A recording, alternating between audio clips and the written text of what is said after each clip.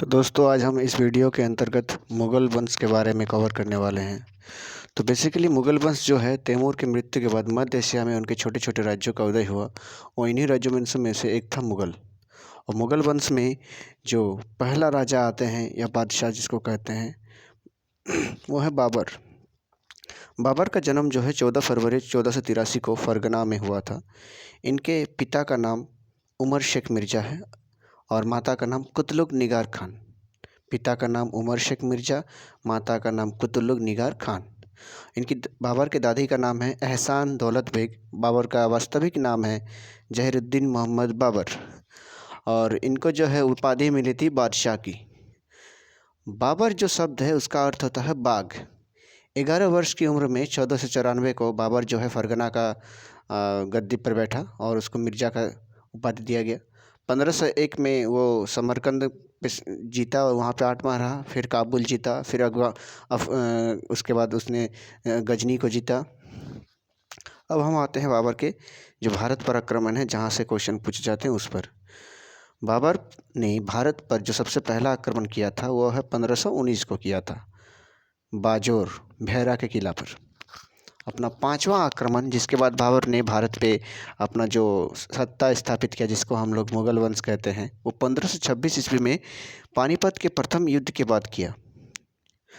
और पानीपत का जो प्रथम युद्ध है बाबर और इब्राहिम लोदी के बीच हुआ था। पानीपत ये जगह हरियाणा में है और पानीपत का युद्ध के लिए बाबर को जो आमंत्रण किया गया था वो दौलत खान लोदी, आलम खां लोदी और राणा सांगा के द्वारा किया गया था।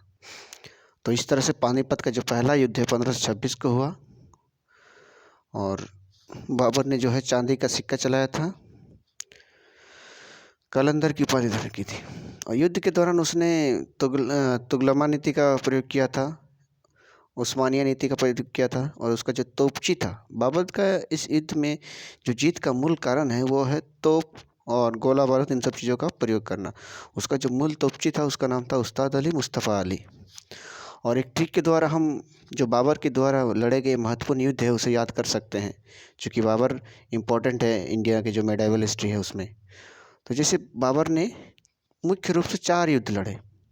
पानीपत का पहला युद्ध जिसको हम लोग 1526 के डेट के तौर पे याद रखते हैं।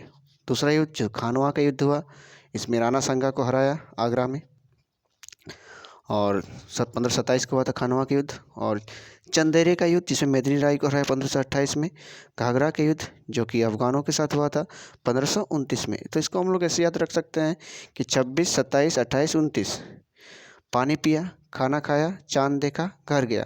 और 1530 को हम लोग बाबर मर गया। तो हम लोग ऐसे याद रख सकते हैं कि पानी पिया, खाना खाया, चांद देखा, घर गया, मर गया। 4 युद्ध।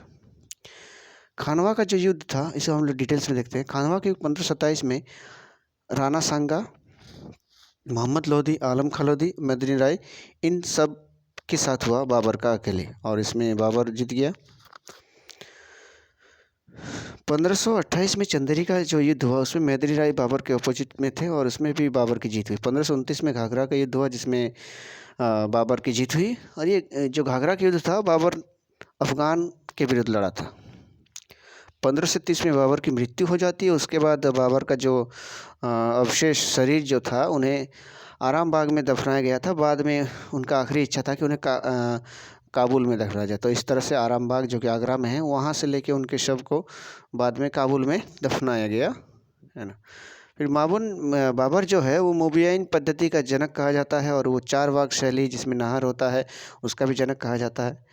बाबरी मस्जिद जिसको लेके बहुत सारा भारत में विवाद हुआ था और अभी हाल फिलहाल राम मंदिर का जो बाबरी मस्जिद का जो फैसला आया है, तो ये बाबरी मस्जिद भी वहीं पे बनाया गया था और बाबर के समय मीर बाकी ने बनाया था। बाबर के नाम पे बनाया गया था। बाबर का जो आत्मकथा है उसका नाम है तुजू के बाबरी और ये तुर्की भाषा में, ये बहुत ही इम्पोर्टेंट है कि बाबर का जो आत्मकथा है कई बार पूछा जाता परीक्षा में, वो उनका क्या नाम है। उसका नाम है तुजू के बाबरी जो कि तुर्की भाषा में लिखा हुआ है।